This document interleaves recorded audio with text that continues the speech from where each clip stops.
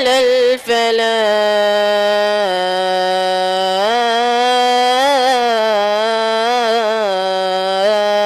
الفلاح. الله أكبر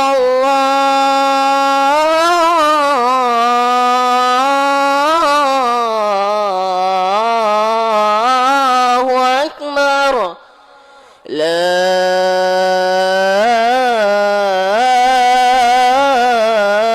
إله إلا الله.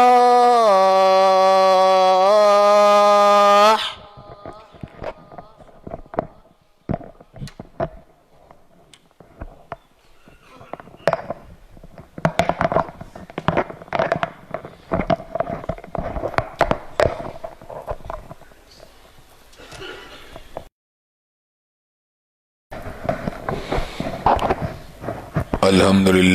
لله نحمده ونستعينه ونستغفره ونؤمن به ونتوكل عليه ونعوذ بالله من شرور أنفسنا ومن سيئات أعمالنا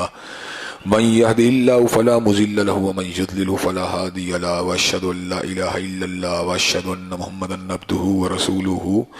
صلى الله عليه وسلم. اما بعد فان خير الحديث كتاب الله وخير الهدي هدي محمد صلى الله عليه وسلم وشر الامور محدثاتها وكل محدثة بدعة وكل بدعة ضلالة وكل ضلالة في النار. اما بعد اعوذ بالله السميع العليم من الشيطان الرجيم. انا کفیناک المستہزئین. ہر قسم کی تعریفات اللہ مالک الملک کے لیے ہیں جنہوں نے جنات اور انسان کو حقیقی معنوں میں اپنی پوجا، اپنی بندگی اور اپنی عبادت کے لیے بنایا ہے. جنات اور انسان کی تخلیق کا حقیقی اور بنیادی مقصد یہی تھا کہ وہ بارگاہ رب العالمین میں آیا کریں، اپنی جبین نیاز کو مالک کائنات کی بارگاہ میں آ کے جھکایا کریں، اپنے دست سوال کو کبریا کی بارگاہ میں آ کے پھیلایا کریں، اپنی کمر کو حالت رکوع میں اس کی بارگاہ میں آ کے ہم کیا کریں، اسی کی تکبیر کی صداؤں کو بلند کیا کریں، اسی کی تحلیل کے آوازوں کو اجاگر کیا کریں، اسی کی تسبیح گیت گایا کریں. چنانچہ ارشاد ہوا وما خلقت الجن والانس الا لیعبدون، اور میں نے نہیں بنایا جنات اور انسان کو مگر اپنی پوجا، اپنی بندگی اور اپنی عبادت کے لیے. حمد و ثنا کے بعد رب بن گنت اور بے شمار درود و سلام ہو اس ہستی اقدس مقدس پر جن کا نام نامی اور اسم گرامی محمد کریم صلی اللہ علیہ وآلہ آلہ وصحبہ وبارک وسلم ہے. اللہ رب العزت نے امام الہدیٰ علیہ الصلوۃ والتسلیم کو اہل کائنات کی ہدایت اور ان کی رہنمائی کے لیے مبعوث فرمایا، اور آپ کی ذات بابرکات کے ذریعے اہل کائنات کی ہدایت اور ان کی رہنمائی کا خوب بندوبست فرمایا.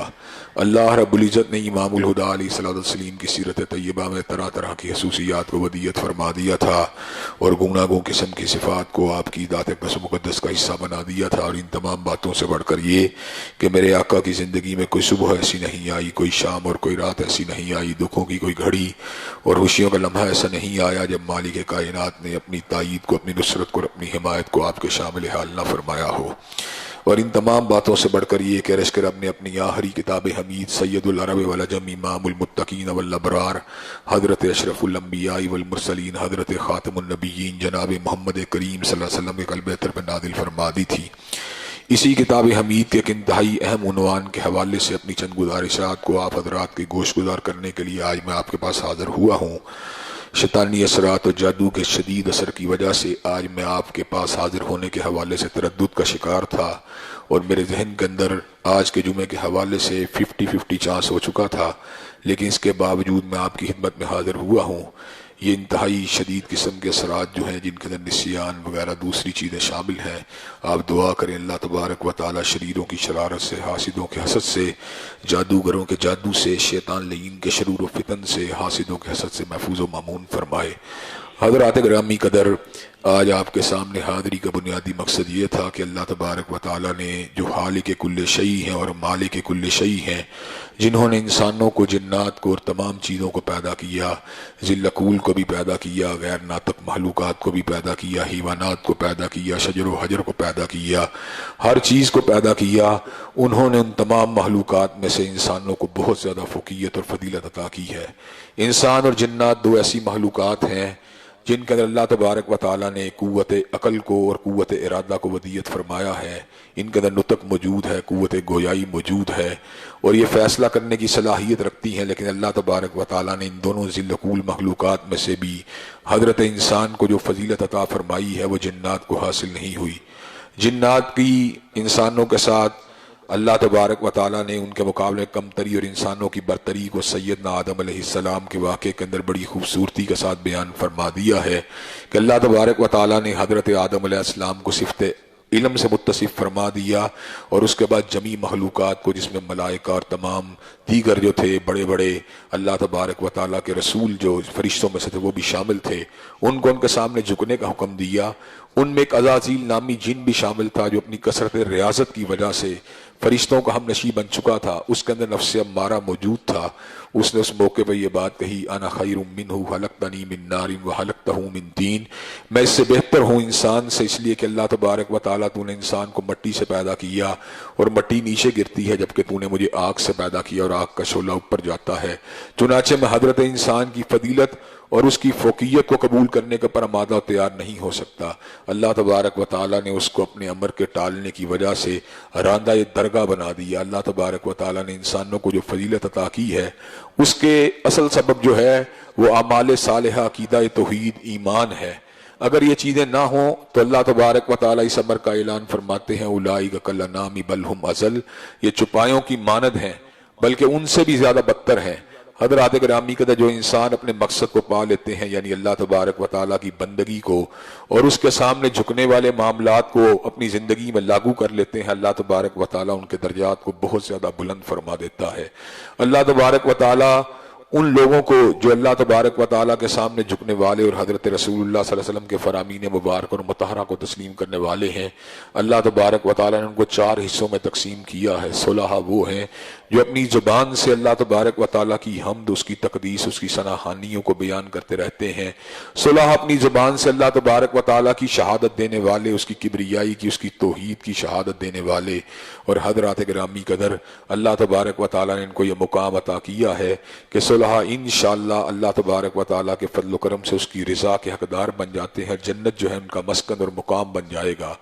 اس کے بعد مقام اللہ تبارک و تعالیٰ شہیدوں کو ان سے بھی اونچا عطا کیا ہے۔ شہداء کا مقام اس لحاظ سے اونچا ہے کہ انہوں نے اپنی زبان سے اللہ تبارک و تعالیٰ کی وحدانیت کی شہادت نہیں دی، بلکہ اپنے لہو کی مہر لگا کر اللہ تبارک و تعالیٰ کی ایک ہونے کی شہادت دی، اور اس بات کو ثابت کر دیا، ان صلاتی و نسکی و محیای و ماتی للہ رب العالمین، بے شک ہمارا جینا، بے شک ہمارا مرنا، بے شک ہماری نماز قربانیاں، سبھی کچھ اللہ رب العالمین کے لیے ہیں۔ حضرات گرامی کے شہید کا مقام اتنا اونچا ہے کہ اللہ تبارک و تعالیٰ نے اس کو ایسا مقام دیا ہے کہ وہ وقت شہادت اللہ تبارک و تعالیٰ کی جن نعمتوں کا مشاہدہ کرے گا، اس کی ایک ہی تمنا ہوگی کہ اس کو زندگی کے اندر دوبارہ اللہ تبارک و تعالیٰ ایک مرتبہ پھر دنیا میں پلٹائے، اس کو دوبارہ زندگی عطا فرمائے، وہ اللہ تبارک و تعالیٰ کی بارگاہ میں کٹے، پھر اللہ تبارک و تعالیٰ کی بارگاہ میں حاضر ہو۔ اللہ تعالیٰ نے شہداء کو اتنا بلند مقام عطا فرما دیا کہ اس امر کا اعلان فرما دیا، وَلَا تَقُولُوا لِمَن يُقْتَلُ فِي سَبِيلِ اللَّهِ أَمْوَاتٌ، کہ تم نے شہیدوں کو مردہ نہیں کہنا،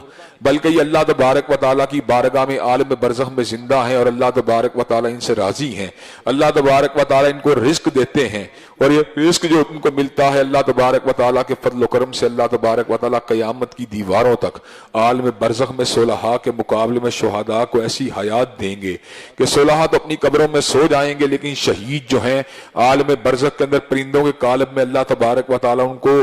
قیامت کے قیام سے پہلے ہی جنتی بنا دے گا۔ حضرات گرامی قدر اس سے مقام اوپر جو ہے اللہ تبارک و صدیقین کا رکھا ہے کہ شہداء نے تو اپنے لہو سے اپنے اللہ کے ہونے کی شہادت دی، لیکن صدیقین کے ایمان کی شہادت خود اللہ تعالیٰ نے دی ہے۔ اللہ تبارک و تعالیٰ فرماتے ہیں والذی جاء بالصدق وصدق به اولئک هم المتقون، کہ جو حضرت رسول اللہ صلی اللہ علیہ وسلم سے سچائی کی دعوت لے کے آئے اور حضرت صدیق نے اس دعوت کو قبول و منظور فرما لیا، اللہ تبارک و تعالیٰ نے اپنے نبی کو بھی متقی قرار دیا اور حضرت صدیق کو بھی متقی قرار دیا۔ حضرات گرامی قدر ابو بکر صدیق رضی اللہ تعالیٰ عنہ کو ورغلانے کے لیے اپنی دانست میں ابو جہل نے ایک جو تھا ہتھ کنڈا استعمال کیا، اور ان سے آ کے یہ بات پوچھی کہ کیا آپ اس بات کو تسلیم کر سکتے ہیں کہ ایک بندہ ایک رات کے اندر بیت المقدس سے ہو کر آ جائے؟ تو حضرت صدیق نے جو تھا اس بات کا انکار کیا، کہا یہ بات جو ہے تجربہ مشاہدہ علم جو ہے اس بات کو جھٹلاتا ہے۔ کہا پھر آپ نے جس کو نبی ماننا ہے وہ اس سے بھی بڑی بات کرتے ہیں، اور یہ بات کہتے ہیں میں آسمانوں کی سیر کر کے آیا ہوں۔ تو ایسے عالم کے اندر حضرت صدیق نے یہ بات کہی، اگر میرے نبی نے ایسا کہا ہے تو سچ کہا ہے۔ جو پروردگار عالم ہر روز ان کے پاس فرشتے کو بھیجتا ہے. اگر ایک دن اس نے ان کو اپنے پاس بلا لیا ہے تو اس میں کون سے اچنبے اور کون سی حیرت کی بات ہے. حضرات گرامی قدر صدیقین کا مقام اعلیٰ ہے، لیکن ان سے اوپر مقام اللہ تعالیٰ نے نبیوں کو دیا ہے. نبیوں کا مقام اس اعتبار سے اعلیٰ ہے کہ ہم نے علم کو حاصل کیا، علماء سے حاصل کیا، فضلاء سے حاصل کیا، شیوخ الحدیث سے حاصل کیا، محدثین کرام سے حاصل کیا، مفسرین اعظام سے حاصل کیا، علماء حق سے حاصل کیا، دین و دنیا کی بافہم کو رکھنے والوں سے حاصل کیا. اور اگر لڑی کی بات کی جائے، ہم نے علم کو حاصل کیا علامہ شہید سے حاصل کیا، انہوں نے علم کو حاصل کیا. حافظ محمد گوندلوی سے حاصل کیا، انہوں نے علم کو حاصل کیا. حافظ عبد المنان وزیر آبادی سے حاصل کیا، انہوں نے علم کو حاصل کیا. حضرت سید نذیر حسین محدث دہلوی سے حاصل کیا، انہوں نے علم کو حاصل کیا. حضرت شاہ اسحاق سے حاصل کیا، انہوں نے علم کو حاصل کیا. حضرت شاہ عبدالعزیز سے حاصل کیا، انہوں نے علم کو حاصل کیا. حضرت شاہ ولی اللہ سے حاصل کیا. بات بڑھتے بڑھتے امیر المومنین فی الحدیث حجت اللہ فی الارض فقیہ الامت حضرت امام بخاری پہ پہنچی. امام بخاری جبل الحفظ پہ پہنچی اور اللہ تبارک و تعالیٰ کی نشانیوں میں سے ایک نشانی پہ پہنچی. حضرت امام بخاری نے علم کو حاصل کیا. امام اہل سنت و ترجمان حدیث و سنت حضرت احمد ابن حنبل سے حاصل کیا، انہوں نے علم کو حاصل کیا. حضرت امام علم و علم حضرت شافعی سے حاصل کیا، انہوں نے علم کو حاصل کیا. حضرت امام دار الحجرہ حضرت امام مالک سے حاصل کیا، انہوں نے علم کو حاصل کیا. شیخ القرہ حضرت نافع سے حاصل کیا، انہوں نے علم کو حاصل کیا. محدث امت حضرت عبداللہ ابن عمر سے حاصل کیا، انہوں نے علم کو حاصل کیا. حضرت رسول اللہ سے حاصل کیا. لیکن جب حضور کی باری آئی، حضور نے علم کو حاصل کیا. نہ کالج سے حاصل کیا، نہ یونیورسٹی سے حاصل کیا، نہ مکتب سے حاصل کیا، نہ مدرسے سے حاصل کیا، نہ علماء سے حاصل کیا. حضور نے علم کو حاصل کیا. وما كنت تتلو من قبله من کتاب ولا تخطه بيمينك اذا لارتاب المبطلون بل هو آیات بینات فی صدور الذین اوتوا العلم. کہ حضور نے علم کو حاصل کیا. ستار العیوب سے حاصل کیا، غفار الذنوب سے حاصل کیا، فعال لما یرید سے حاصل کیا، علی کل شیء قدیر سے حاصل کیا، سریع الحساب سے حاصل کیا، شدید العقاب سے حاصل کیا، مالک الملک سے حاصل کیا، ذوالجلال والاکرام سے حاصل کیا، خالق سے حاصل کیا، مالک سے حاصل کیا، رزاق سے حاصل کیا. انبیاء کو یہ اعزاز حاصل ہوا. ما کان لبشر ان یکلمہ اللہ الا وحیا او من وراء حجاب او یرسل رسولا فیوحی باذنہ ما یشاء انہ علی حکیم. کہ کوئی بشر جو ہے اللہ تبارک و تعالیٰ سے کلام نہیں کر سکتا، اس لیے کہ جو اللہ تعالیٰ سے کلام کرتا ہے وہ اللہ تبارک و تعالیٰ کا نبی ہوتا ہے. جو اللہ تعالیٰ کا نبی ہوتا ہے وہ اللہ سے ہم کلام ہوتا ہے، جس کی تین صورتیں ہوتی ہیں. یا تو اللہ تبارک و تعالیٰ اپنے الہام کو اپنے نبی کے سینے میں ڈالتے ہیں، یا اپنے کسی فرشتے کو اپنے نبی کے پاس بھیجتے ہیں، یا اللہ تبارک و تعالیٰ پردے کی اوٹ سے اپنے نبی کے ساتھ ہم کلام ہوتے ہیں. جیسے کہ اللہ تبارک و تعالیٰ کوہ طور پہ حضرت موسیٰ سے ہم کلام ہوئے، یا شب معراج جو تھے اللہ تبارک و تعالیٰ جو تھے حضرت رسول اللہ صلی اللہ علیہ وسلم سے ہم کلام ہوئے. حضرات گرامی قدر نبیوں کا مقام اعلیٰ ہے، افضل ہے، اونچا ہے،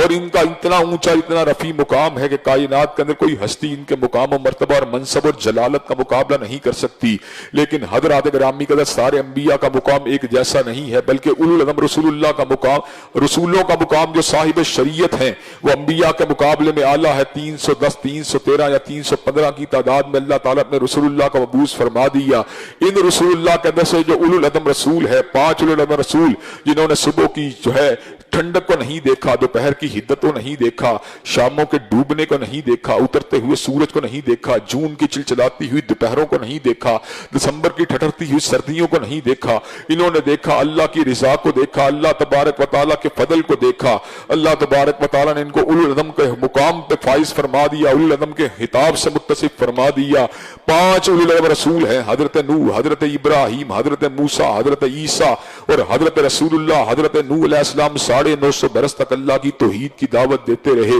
حضرت ابراہیم علیہ السلام نے اللہ تبارک و تعالیٰ کی توحید کے لیے نمرود کی چتا کے اندر اترنا گوارا کر لیا. آپ نے توحید کے کلہاڑے کو بت کدے کے اندر جا کے چلا دیا. آپ نے اللہ تبارک و تعالیٰ کی توحید کی صدا کو بلند و بالا فرما دیا. آپ نے اللہ تبارک و تعالیٰ کی توحید کے لیے ہاجرہ کی محبت کو نہیں دیکھا، اسماعیل کی محبت کو نہیں دیکھا، نمرود کی چلتی ہوئی چتا کو نہیں دیکھا، دربار نمرود نمرود کو نہیں دیکھا، حضرات گرامی قدر سیدنا موسیٰ نے فرعون کی رعونت کو نہیں دیکھا، قارون کے سرمائے کو نہیں دیکھا، حامان کے منصب کو نہیں دیکھا، شداد کی جاگیر کو نہیں دیکھا، حضرت موسیٰ علیہ السلام نے دیکھا تو اللہ تبارک و تعالیٰ کی توحید کو دیکھا، حضرت عیسیٰ علیہ السلام نے بستی والوں کی عداوت کو نہیں دیکھا، بستی والوں کی مخالفت کو نہیں دیکھا، حضرات گرامی قدر حضرت رسول اللہ صلی اللہ علیہ وسلم نے اللہ تبارک و تعالیٰ کی توحید کے علم کو اٹھا دیا، اللہ تبارک و تعالیٰ کی توحید کے ڈنکوں کو بجا دیا، تو علم توحید کو اٹھاتے ہوئے ہر مقام کے پر، ہر لحظہ، ہر جب، ہر سو، ہر جانب، زیست کے تمام لمحات کے اندر اللہ تبارک و تعالیٰ کی توحید کی دعوت کو برملا طور پہ دیتے رہے۔ حضرات گرامی قدر اللہ تبارک و تعالیٰ نے آپ کو جمیع انبیاء علیہ السلام سے بلند و بالا مقام عطا فرما دیا۔ حضرات گرامی قدر بات جس حوالے سے میں نے یہ ساری تمہیدات کو باندھا ہے اس کا مقصد ایک ہے، مقصد یہ ہے کہ ہر شخص کا اپنا اپنا عزت اور احترام کا ایک درجہ ہوتا ہے۔ جو صلحاء کی عزت ہے وہ بھی اپنی جگہ پر ہے، شہداء کی عزت بھی اپنی جگہ پر ہے، صدیقین کی عزت بھی اپنی جگہ پر ہے، انبیاء رسول اللہ کی عزت بھی اپنی جگہ پر ہے، لیکن کوئی صاحب عزت بھی حضرت رسول اللہ کی عزت کا مقابلہ نہیں کر سکتا۔ وَلِلَّهِ الْعِزَّةُ وَلِرَسُولِهِ وَلِلْمُؤْمِنِينَ وَلَكِنَّ الْمُنَافِقِينَ لَا يَعْلَمُونَ۔ عزت تو اللہ کے لیے، حضرت رسول اللہ کے لیے، اہل ایمان کے لیے ہے، لیکن منافق اس حقیقت کو نہیں جانتے۔ منافقوں کو یہ بدگمانی ہے کہ معاذ اللہ ثم معاذ اللہ گاڑیوں کے ساتھ عزت ہے، ریل پیل کے ساتھ عزت ہے، ان کا یہ گمان باطل ہے کہ شاید سرمائے کے ساتھ عزت ہے، شاید جاگیر کے ساتھ عزت ہے، جبکہ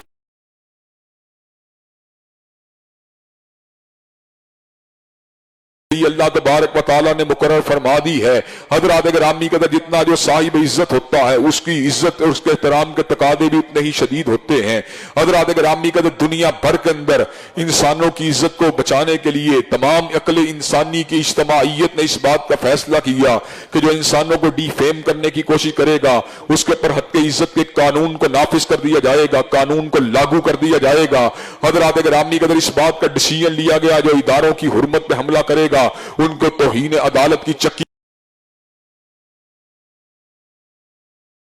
اس نے عدالتوں کی توہین کی ہے۔ حضرات گرامی قدر میں آپ کے سامنے اس بات کو رکھنا چاہتا ہوں، اگر عقل انسانی کا اجتماع اس بات کو تسلیم کرتا ہے کہ عدالتوں کا احترام بھی یقینی ہونا چاہیے اور انسانوں کے کریکٹر اسیسینیشن کو بھی روکنا چاہیے، تو حضرات گرامی قدر اس بات کو سوچنے کی ضرورت ہے جو بلاسفیمی لاز ہیں ان کی مخالفت کیوں کی جاتی ہے۔ حضرات ہوا دیکھتے ہیں کہ کائنات کے سب سے افضل، سب سے معزز، سب سے محترم انسان کی عزت کے پر حملہ کیا جاتا ہے، آپ کی عزت کو تاتار کرنے کی ناکتے ہیں، لیکن مغربی آقاؤں کو خوش کرنے کے لیے جو توہین رسالت کے مجرم ہوتے ہیں ان کو ملک سے بھگا دیا جاتا ہے۔ ان کے لیے مراعات اور انعامات کو تیار کر کے اہل مغرب جو ہیں حریت فکر اور آزادی اظہار کا ڈنڈورا پیٹتے ہوئے نظر آتے ہیں۔ حضرات گرامی کا سوچنے کی بات یہ ہے، کیا حریت فکر اور آزادی اظہار کا یہی تقاضا ہے کہ حضور کی عزت پہ حملہ کر دیا جائے، حضور کی حرمت پہ حملہ کر دیا جائے، حضور کی ناموس پہ حملہ کر دیا جائے؟ حضرات گرامی قدر ایسا نہیں ہو سکتا کہ حضرت رسول اللہ صلی اللہ علیہ وسلم کی ناموس کے پر حملے کو جو ہے اس کا ایک لائسنس دے کے اس بات کا اعلان کر دیا جائے کہ جو بھی حضرت رسول اللہ کی عزت سے کھیلنا چاہتا ہے وہ اس معاملے کے اندر آزاد ہے۔ حضرات گرامی قدر جو حضور کی حرمت پہ حملہ کرے گا، جو حضور کی تقدیس کے پر حملہ کرے گا، حضرات گرامی قدر وہ بہت بڑا مجرم ہے، اتنا بڑا مجرم ہے کہ پوری انسانیت کی عزت پہ حملہ کرنے والا چھوٹا مجرم ہے اور حضور کی حرمت پہ حملہ کرنے والا بڑا مجرم ہے۔ جو ایک ادارے کی حرمت پہ حملہ کرتا ہے وہ تو ایک ادارے کی حرمت پہ حملہ کرتا ہے، لیکن جو حضور کی حرمت پہ حملہ کرتا ہے وہ جمیع انسانیت کے اندر سے سید العرب والعجم، فخر انسانیت اور محسن انسانیت کی عزت پہ حملہ کرتا ہے۔ حضرات گرامی قدر حضور قسم کی توقیر جو ہے وہ نہیں ہونی چاہیے، اور حضرات گرامی قدر ہمارا اس بات کے پر کامل یقین اور کامل اعتماد اور کامل ایمان ہونا چاہیے کہ جو حضور علیہ السلام کی حرمت کے پر حملہ کرنے والا ہے، حضرات گرامی قدر وہ واجب التعزیر ہے، وہ واجب الحد ہے، اس کے پر حدوں کو لاگو کرنا چاہیے، اس کے پر تعزیر و حد کو لاگو کرنا چاہیے۔ حضرات گرامی قدر حضرت امام ابن تیمیہ رحمۃ اللہ علیہ نے الصارم المسلول علی شاتم الرسول کے عنوان سے ایک عدیم النظیر و بے مثال کتاب کو تحریر فرما دیا، جس میں ادلہ کی روشنی میں، دلائل کی روشنی میں، کتاب اللہ کی آیات کی روشنی میں، احادیث طیبہ کی روشنی میں، آثار صحابہ کی روشنی کے اندر اس بات کو واضح فرما دیا، جو حضور کی عزت کو نہیں مانتا، جو آپ کے تقدس کو نہیں مانتا، جو آپ کے احترام کو نہیں مانتا، جو آپ کی عظمت کو نہیں مانتا، جو آپ کی جلالت کو نہیں مانتا، جو آپ کے عروج کو نہیں مانتا، جو آپ کی شان اقدس کو نہیں مانتا۔ حضرات گرامی قدر حضرت ابن تیمیہ رحمت اللہ علیہ نے متعدد دلائل کے ساتھ اس بات کو ثابت فرما دیا، وہ واجب القتل ہے۔ اور حضرات گرامی قدر ہم بھی یہ بات پاکستان کے تمام اداروں کے سامنے برملا طور پہ کہنا چاہتے ہیں، جو حضور کی حرمت پہ حملہ کرتا ہے واجب القتل ہے۔ یہ الگ بات ہے کہ پاکستان اس اعتبار سے خوش نصیب ملک ہے کہ اس نے حضور کی حرمت اور آپ کے ناموس کی تحفظ کے لیے باقاعدہ طور پہ قانون سازی کرتے ہوئے 295C کے قانون کو وضع کیا ہے، 295C کے قانون کو لاگو کیا گیا۔ 295C کا قانون جو ہے وہ حضور کی حرمت کی ضمانت دیتا ہے، اور اس بات کی ضمانت دیتا ہے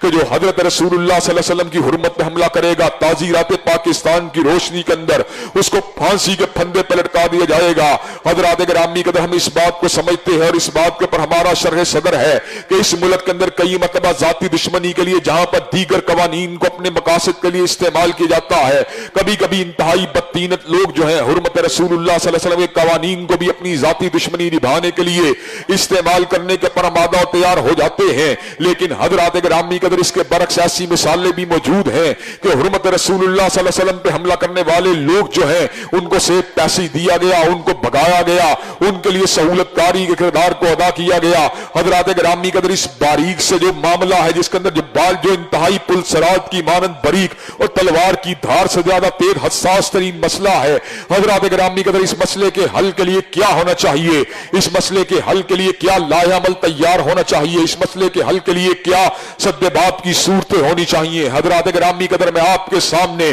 علی وجہ البصیرت اس بات کو بیان کر دینا چاہتا ہوں کہ اس کا ایک ہی راستہ ہے کہ حرمت رسول اللہ صلی اللہ علیہ وسلم کے قانون کو اوپر جو ہے عملداری کو یقینی بنایا جائے، اور اس حوالے سے جو مجرم ہیں ان کو قرار واقعی سزا دی جائے۔ اور حضرات گرامی قدر جو بدتینت باز خبیث ترین روئے زمین کے لوگ کسی نامناسب واقع اور ناخوشگوار واقع کی آڑ لے کر حرمت رسول اللہ صلی اللہ علیہ وسلم کے قوانین کے خاتمے کی بات کرتے ہیں، وہ روئے زمین کے ذلیل ترین لوگ ہیں، روئے زمین کے احمق اور بدترین لوگ ہیں۔ ان کو اس بات کا علم نہیں ہے کہ اگر حضرت رسول اللہ صلی اللہ علیہ وسلم کی حرمت کے قانون کو مٹا دیا گیا، اگر آپ کی حرمت کے قانون کو ختم کر دیا گیا تو معاشرے کے اندر ایک ایسی انارکی پھیلے گی، معاشرے کے اندر ایک ایسی کشمکش کے دروازے کو کھول دیا جائے گا، معاشرے کے اندر ایک ایسے ٹکراؤ اور فساد کے دروازے کو کھول دیا جائے گا کہ ہر بندہ غازی علم دین شہید کی شکل میں ہمارے سامنے آئے گا، ہر بندہ جو ہماری ہر محب رسول جو ہے عامر عبد الرحمن چیمہ کی شکل میں ہمارے سامنے آئے گا۔ پھر لوگ جو ہیں ابو رافع یہودی جیسے کرداروں کو قتل کرنے کے لیے اور کعب بن اشرف جیسے ناسوروں کو قتل کرنے کے لیے میدان عمل میں نکل آئیں گے، پھر اسماء بنت مروان جیسے کرداروں کو بے کنی کرنے کے لیے کوئی عمیر ابن ابی پیدا ہوگا۔ حضرات گرامی قدر چنانچہ ہم یہ بات سمجھتے ہیں کہ ملک کے اندر قانون کا ہونا اور اس حوالے سے کسی بھی ڈبیٹ کا بند کرنا یہ انتہائی ضروری ہے۔ ہمارے ملک کے اندر بعض مرزا محمد علی جیلمی جیسے عناصر موجود ہیں جو سیالکوٹ جیسے واقعات کی آڑ لے کر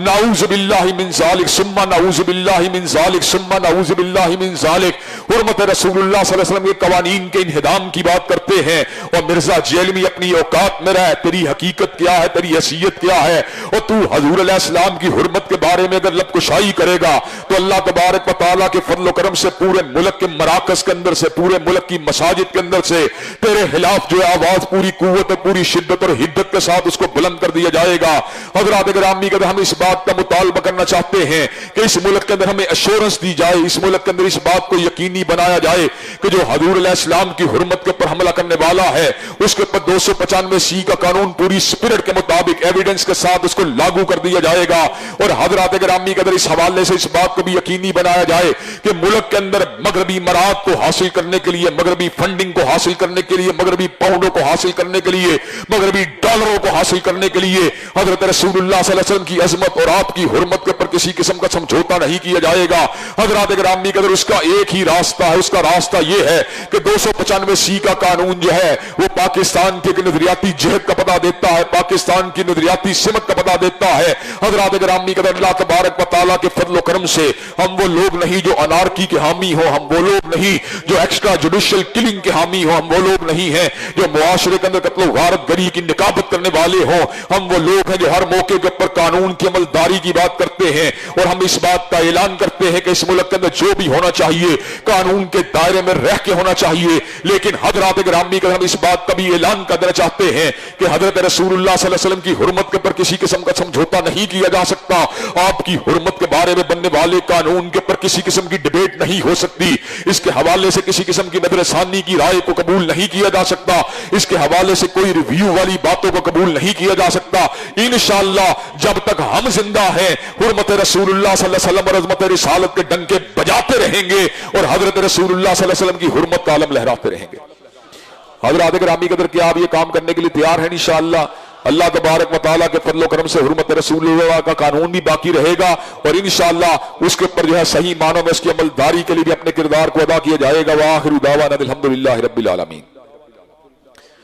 الحمدللہ نحمدہ ونستعینہ ونستغفرہ ونؤمن بہ ونتوکل علیہ ونعوذ باللہ من شرور انفسنا ومن سیئات اعمالنا من یهده اللہ فلا مضل له ومن یضلل فلا هادی له واشهد ان لا الہ الا اللہ واشهد ان محمدا عبدہ ورسولہ اما بعد